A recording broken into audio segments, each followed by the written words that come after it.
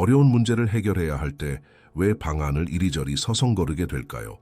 중요한 회의 중에 의미 없는 낙서를 계속하는 것이 왜 생각 정리에 도움이 되는 것처럼 느껴질까요?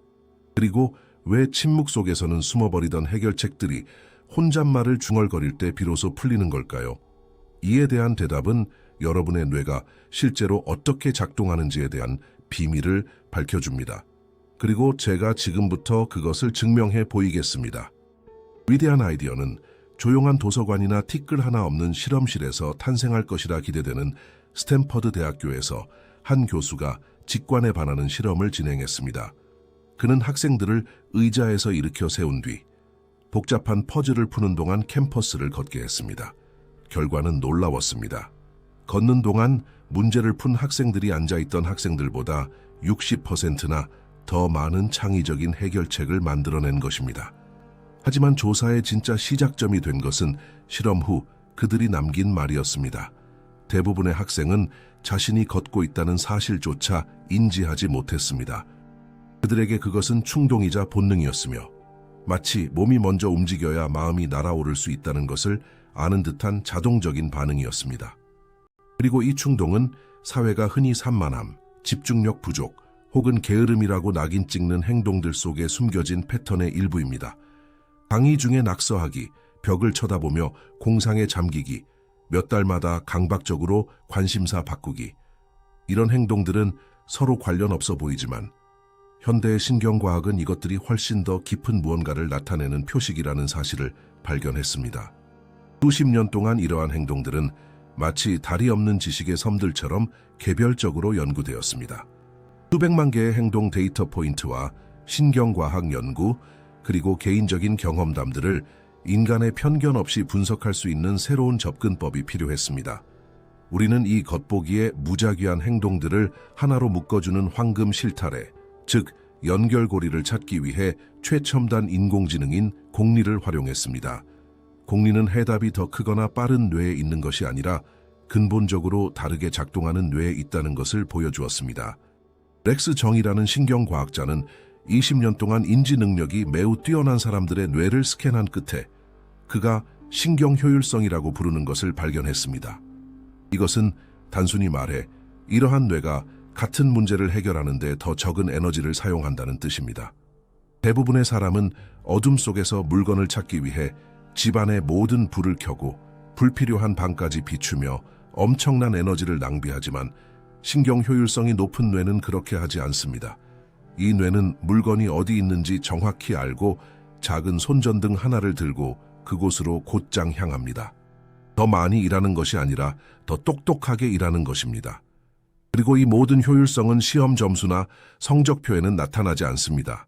바로 앞서 언급한 자동적인 습관들을 통해 드러납니다. 뇌가 게으름을 피우는 것이 아닙니다. 진짜 중요한 일을 위해 에너지를 아끼고 있는 것입니다. 산만한 것이 아니라 최적화하고 있는 것입니다. 가장 오해받는 습관 중 하나는 바로 공상입니다. 평범한 사람이 공상에 잠길 때 뇌는 과학자들이 디폴트 모드 네트워크라고 부르는 상태로 진입합니다. 마치 자동차 기어를 중립해 놓은 것처럼 마음이 목적 없이 떠도는 정신적 휴식 상태가 되는 것입니다. 하지만 효율성이 높은 뇌에서는 완전히 다른 일이 일어납니다. 조지아 대학교의 연구진은 자기 공명 영상 장치를 사용해 이런 사람들이 멍하니 공상에 잠겨 있을 때 머릿속을 들여다보았습니다. 그들이 본 것은 충격적이었습니다. 디폴트 모드 네트워크는 쉬고 있지 않았습니다. 오히려 불타오르고 있었습니다. 그것은 과잉 활동 상태였으며 평소에는 서로 소통하지 않는 뇌의 영역들 사이에 다리를 놓고 있었습니다. 기억을 담당하는 측 두엽이 계획의 중심인 전전 두엽과 아이디어를 주고받고 있었고 감정의 중심인 변연계가 시각 영역과 연결되고 있었습니다. 그것은 침묵 속에서 펼쳐지는 뉴런들의 교향곡이었습니다. 수석 연구원인 크리스틴 고드윈은 이를 훌륭하게 묘사했습니다. 이 뇌들은 작동을 멈출 수 없지만 스스로 고갈되는 대신 공상을 백그라운드 정보 처리의 형태로 활용한다는 것입니다. 그렇기 때문에 몇 주 동안 우리를 괴롭히던 문제에 대한 해결책이나 최고의 아이디어가 샤워 중이거나 버스 창밖을 바라볼 때 갑자기 떠오르는 것입니다.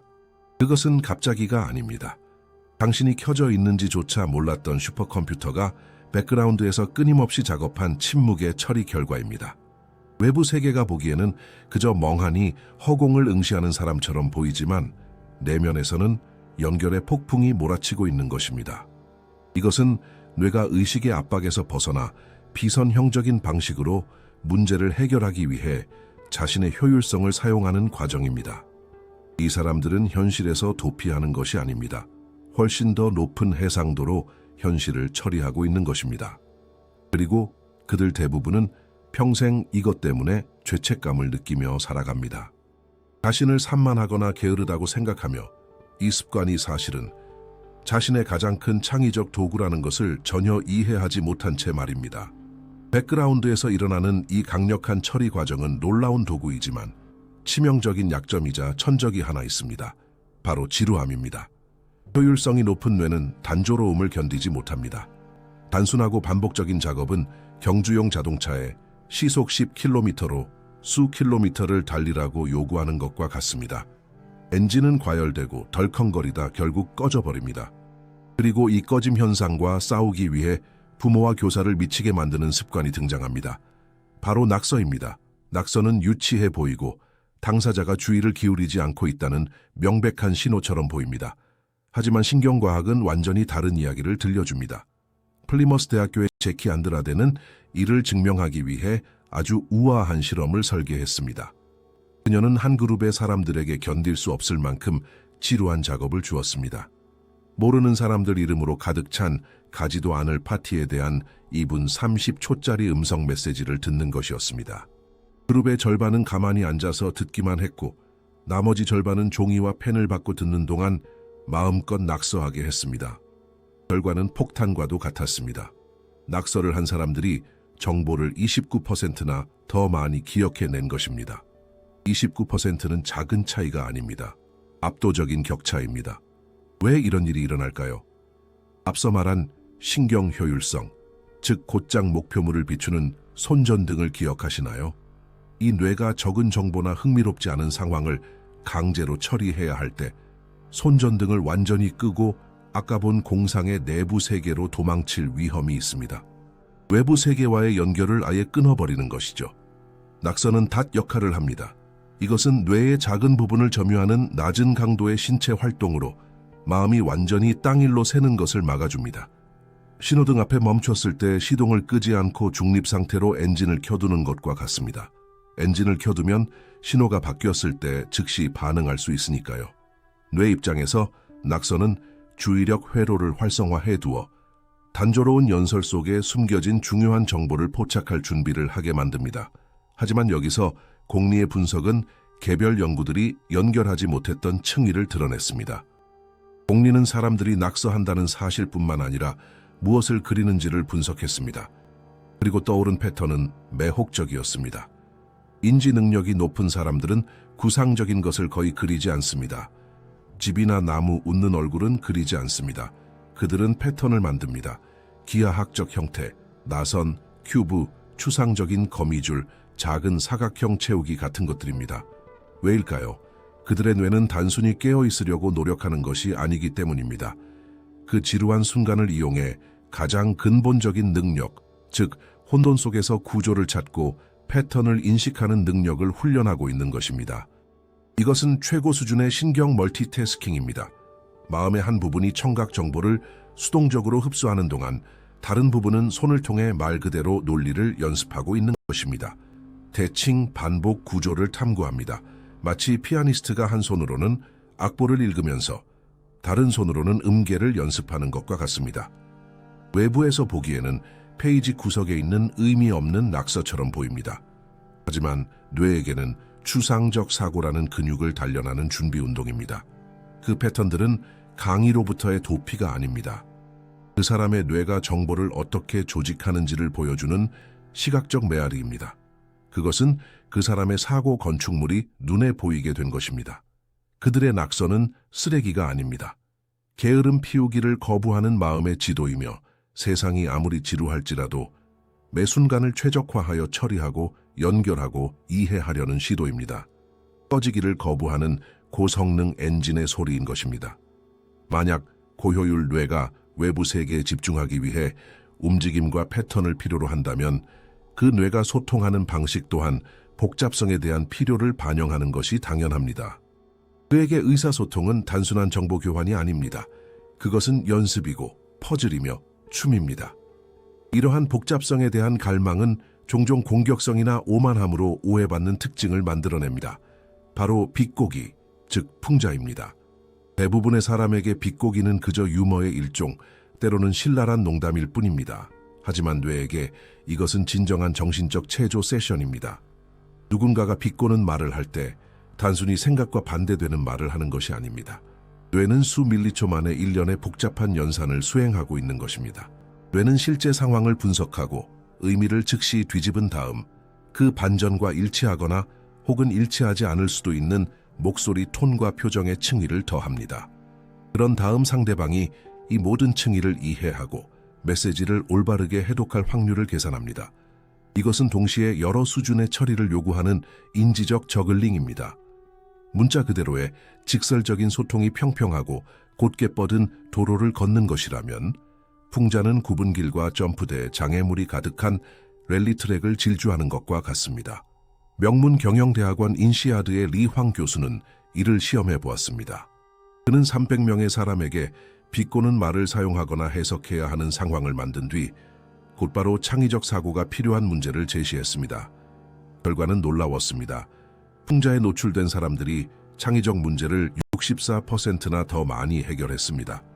풍자는 창의성을 표현하는 데 그치지 않고 문자 그대로 창의성을 생성하며 뇌가 추상적으로 생각하고 여러 렌즈를 통해 세상을 동시에 보도록 강요합니다. 신경 효율성이 높은 사람들에게 풍자는 선택이 아니라 거의 반사작용에 가깝습니다. 그들의 뇌는 이미 자연스럽게 이러한 다중 추상화 층위에서 작동하고 있기에 문자 그대로의 소통은 단조롭고 불완전하게 느껴집니다. 마치 거장 피아니스트에게 손가락 하나만 사용하여 교향곡을 연주하라고 요청하는 것과 같습니다. 연주할 수는 있겠지만 그것은 능력의 고통스러운 단순화일 뿐입니다. 정보를 더 풍부하게 처리하려는 이 욕구는 타인과의 소통에서만 일어나지 않습니다. 이 내부의 복잡성은 네 번째 습관, 아마도 가장 낙인 찍히기 쉬운 습관으로 흘러넘칩니다. 바로 소리내어 혼잣말하기입니다. 작게 중얼거리는 것이 아니라 주장과 반론을 포함한 완전한 대화를 혼자서 나누는 것입니다. 심리학자 앨런 모리는 이를 수년간 연구하며 결정적인 데이터를 발견했습니다. 일반 인구의 약 25%가 정기적으로 혼잣말을 하는 반면 고지능자 사이에서는 이 수치가 거의 70%까지 치솟습니다. 공리의 분석은 이 행동 데이터를 뇌 영상 연구와 교차 분석하여 그 이유를 찾아냈습니다. 고효율 뇌는 종종 비동기식 처리 속도라는 현상을 겪습니다. 이는 뇌의 서로 다른 부분들이 각기 다른 속도로 작동한다는 뜻입니다. 시각 영역은 이미지를 즉시 처리할 수 있지만 논리 영역은 분석하는 데 시간이 조금 더 걸리고 감정 영역은 완전히 다른 리듬으로 반응할 수 있습니다. 이것은 진정한 내부의 혼란, 생각과 감정의 무질서를 만들어낼 수 있습니다. 소리내어 말하기는 뇌가 이 조율되지 않은 오케스트라를 동기화하기 위해 찾아낸 해결책입니다. 침묵 속에서 생각할 때는 주로 전전두엽을 사용합니다. 하지만 말을 하면 파티의 규모가 커집니다. 말하기를 담당하는 브로카 영역, 이해를 담당하는 베르니케 영역, 그리고 자신의 목소리를 듣는 청각 피질까지 초대하게 됩니다. 마치 모든 악기의 연주를 들어야만 같은 리듬으로 맞출 수 있는 지휘자와 같습니다. 외부의 목소리는 메트로놈 역할을 하여 서로 다른 처리 속도들을 정렬시키고 공통된 흐름을 찾도록 강제합니다.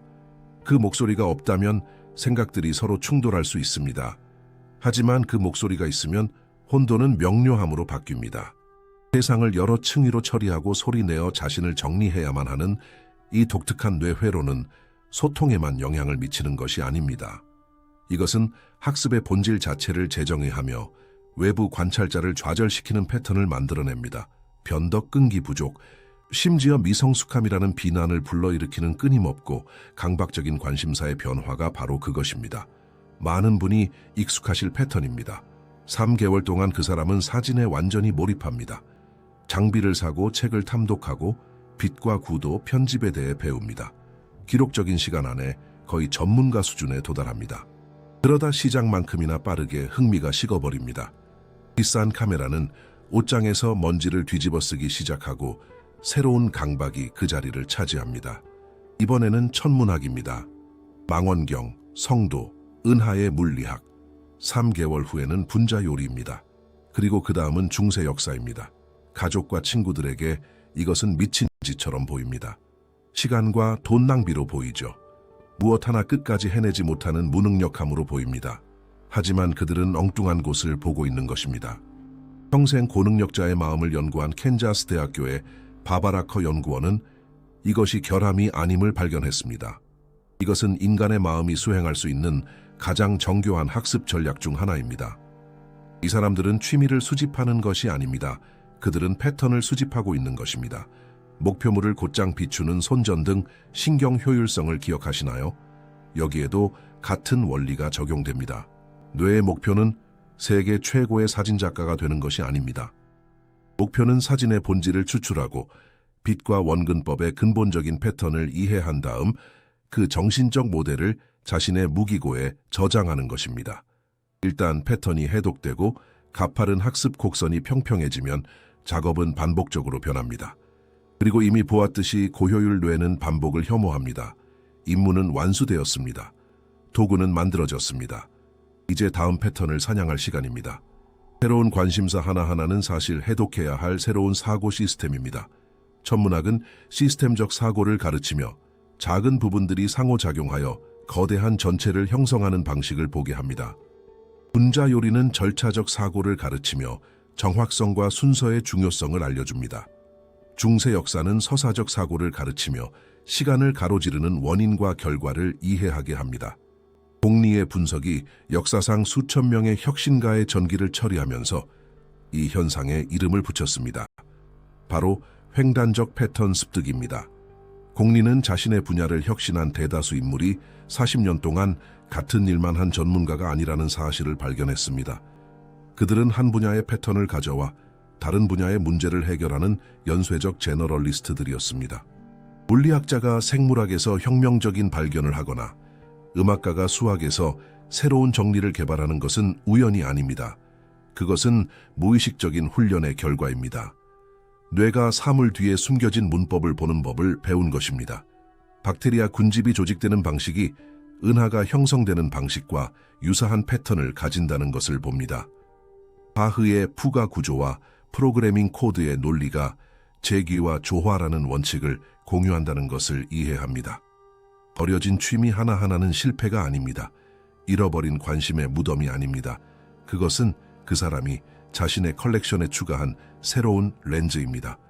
점점 더 다재다능해지는 공구상자에 추가된 또 하나의 도구입니다. 그녀는 더 이상 사진작가가 아닐지 모르지만 이제 시각적으로 더 명확하게 생각합니다. 망원경은 창고에 넣었을지 모르지만 복잡한 시스템을 직관적으로 이해하게 되었습니다. 이러한 일시적인 집착들은 아무도 존재하는지조차 몰랐던 문제들을 해결하고 아무도 보지 못했던 점들을 연결할 수 있는 마음을 구축하기 위해 뇌가 사용하는 방법입니다.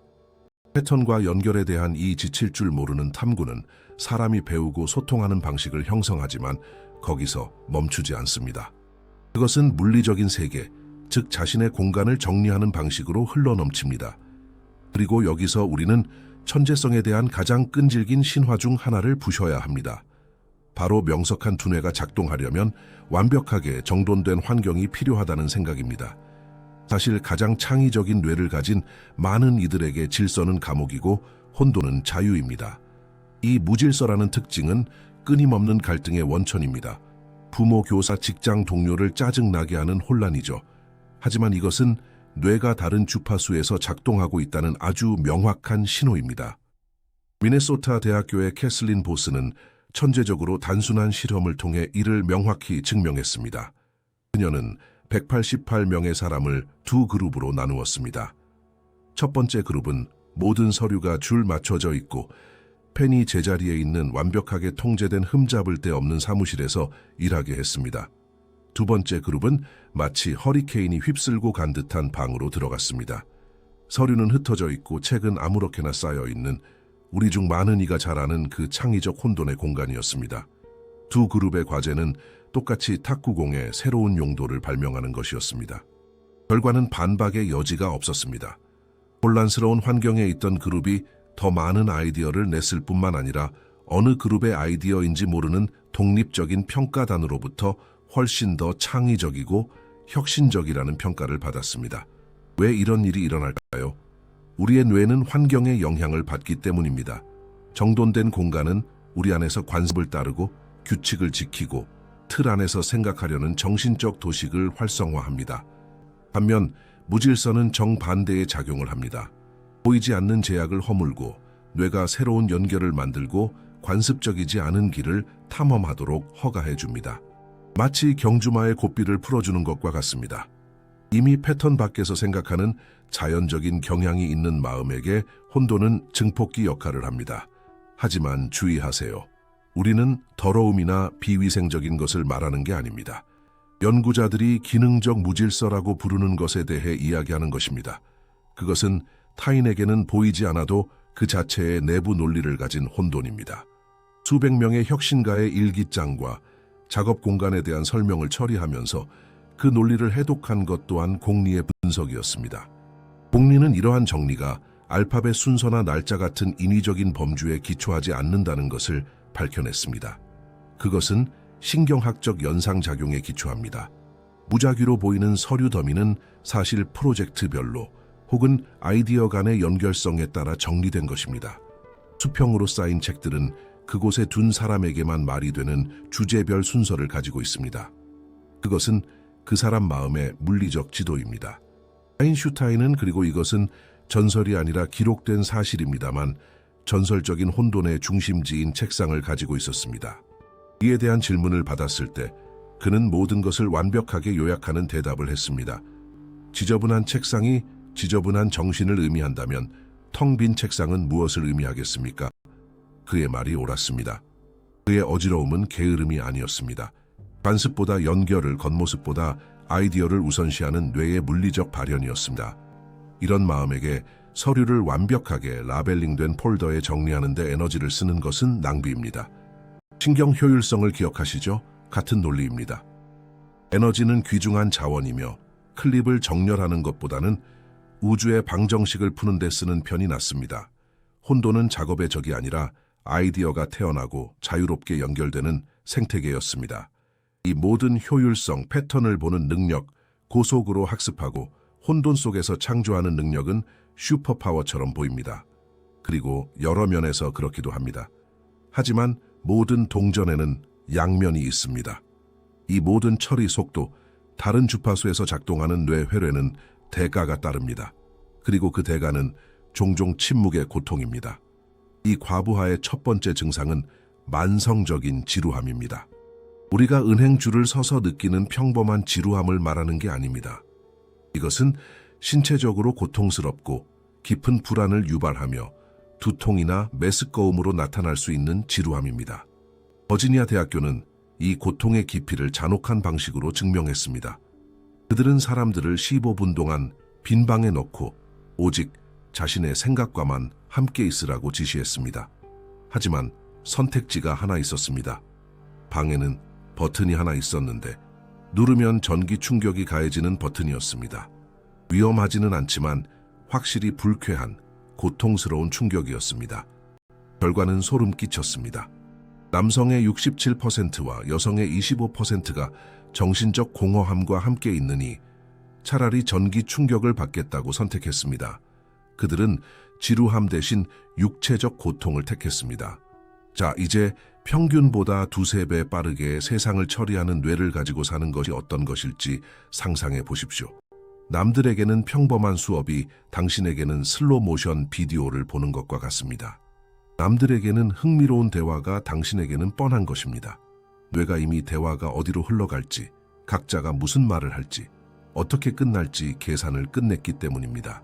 마치 같은 영화를 100번 보도록 강요받는 것과 같습니다. 지루함은 선택이나 참을성의 문제가 아닙니다. 주변 세상보다 더 빠르게 움직이는 마음에 피할 수 없는 결과입니다. 그리고 이 뇌가 충분한 자극을 받지 못하면 스스로 자극을 만들어내기 시작합니다. 그래서 이들 중 다수가 끊임없이 움직이고 손가락으로 책상을 두드리고 다리를 떠는 것입니다. 주의력 결핍처럼 보이는 행동은 사실 데이터를 갈구하는 과도한 처리 능력의 외침입니다. 이 민감성은 단지 지적인 것만이 아닙니다. 심리학자 카지미에르즈 동브로프스키가 과흥 분성이라고 부른 현상처럼 삶의 경험 전체에 스며들어 있습니다. 복리의 분석은 이 5가지 강렬함이 별개의 문제가 아니라 하나의 초민감성 신경 시스템을 이루는 5기둥이라는 것을 확인했습니다.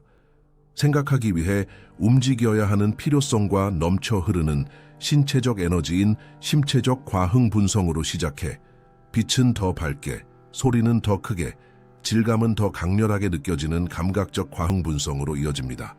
셔츠의 태그 하나가 고문이 될 수도 있습니다. 아무도 눈치채지 못하는 배경 소음이 집중을 불가능하게 만들 수도 있습니다. 이것은 지적 과흥 분성에 불을 지핍니다. 절대 꺼지지 않는 호기심, 강박적으로 왜? 라고 묻고 싶은 욕구입니다. 하지만 가장 큰 고통을 주는 것은 마지막 2가지입니다. 바로 정서적 과흥 분성입니다. 단순히 더 많이 느끼는 것이 아닙니다. 더 복잡하게 느끼는 것입니다. 같은 일에 대해 기쁨과 슬픔을 동시에 느끼는 능력입니다. 갈등 상황에서 여러 관점을 감정적으로 이해하여 단순히 어느 한쪽 편을 드는 것을 불가능하게 만듭니다.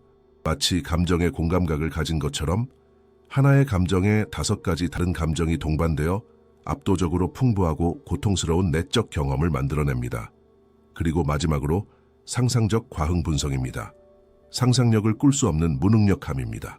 대화에 참여하는 동안에도 마음은 대체 시나리오를 만들고 평행 우주를 건설하고 주변 모든 사람의 내면을 상상합니다.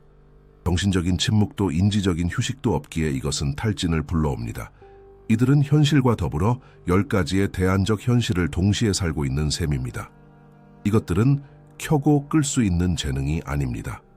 24시간 내내 고화질로 삶을 느끼고 보고 처리하는 뇌의 초기 설정값입니다. 이 압도적인 민감성은 마지막 습관, 즉 멈추지 않고 보고 느끼고 처리하는 마음의 필연적인 결과를 낳습니다. 바로 완벽주의입니다. 하지만 대부분의 사람이 상상하는 모든 것을 깔끔하고 흠잡을 데 없이 하려는 그런 완벽주의가 아닙니다. 훨씬 더 깊고 고통스러운 것입니다. 모든 것에서 그것이 어떻게 더 나아질 수 있었는지를 보게 되는 저주입니다. 영재발전센터를 운영하는 린다 실버맨은 이를 결함을 찾아내는 엑스레이 시야라고 묘사했습니다. 이것은 선택이 아닙니다. 뇌가 자동으로 결함, 비효율성, 실현되지 않은 잠재력을 감지하는 것입니다. 앞서 본 패턴 인식 능력이지만 이번에는 현실에 끊임없이 가차 없이 적용되는 것입니다. 이 사람은 책의 오타, 음악의 불협화음, 논리의 오류, 시스템의 비효율성을 봅니다. 그리고 단순히 무시할 수가 없습니다. 뇌가 문제를 감지하는 순간 이미 해결책을 생성하고 개선된 버전, 즉 정답 버전을 상상하기 시작하기 때문입니다.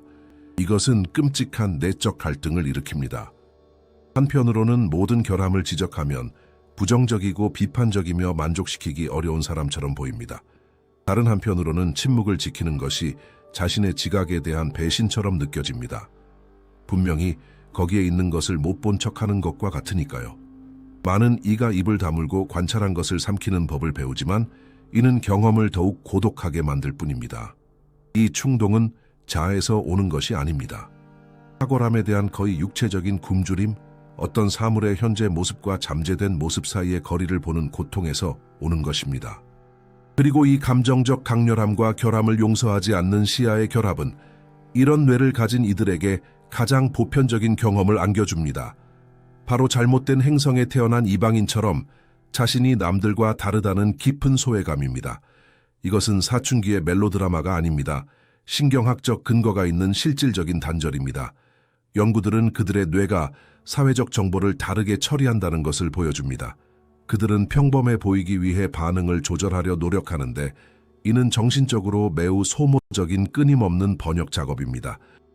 하지만 가장 깊은 설명은 다시 한번 카지미에르즈 동브로프스키와 그의 긍정적 해체 이론에서 나옵니다.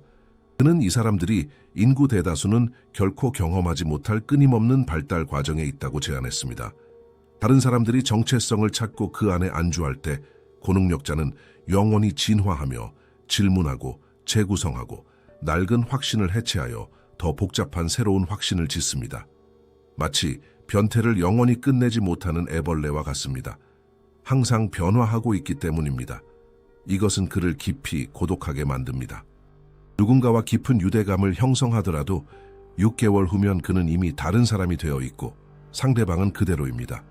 남들은 슬로 모션으로 사는데 혼자 배속으로 삶을 사는 것과 같습니다. 그리고 여기에 가장 큰 비극, 우리 사회의 사각지대가 존재합니다. 공리의 최종 분석은 이 모든 행동을 정신건강 시스템의 데이터와 교차 분석했고 그 결과는 참담했습니다.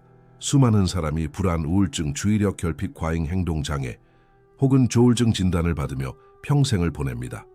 그들은 사실 자신의 신경회로의 근본적인 특징인 증상들을 치료하기 위해 약을 먹습니다. 자신이 고장난 것이 아닌데도 자신을 고치려고 애씁니다. 마지막 아이러니는 잔인합니다. 사회는 지능, 창의성, 혁신을 소중히 여긴다고 말합니다. 하지만 막상 그러한 특징을 가장 순수하고 혼란스러운 형태로 타고난 개인들을 마주하면 사회는 그들에게 약을 먹이고 소외시키고 순응하도록 강요합니다. 꽃을 사랑한다고 말하면서 잔디보다 키가 크게 자란 꽃은 모두 잘라버리는 것과 같습니다. 그동안 이 비범한 마음들, 고화질 현실 처리 장치들은 자신들이 무엇인지 모른 채 필사적으로 평범해 보이려 노력하며 우리 사이를 걸어 다니고 있습니다. 그들의 가장 큰 선물이자 강점은 바로 평범하지 않다는 것인데도 말입니다. 이 조사가 마음에 드셨다면 구독과 후원 또는 채널 멤버십 가입은 저희가 공리 프로젝트를 확장하는 데 큰 힘이 됩니다. 영상 주제에 대한 여러분의 생각을 댓글로 남겨주시고 다음 주제에 대한 제안도 부탁드립니다. 어느 도시에서 시청하고 계신지도 알려주세요. 끝까지 함께해 주셔서 감사합니다.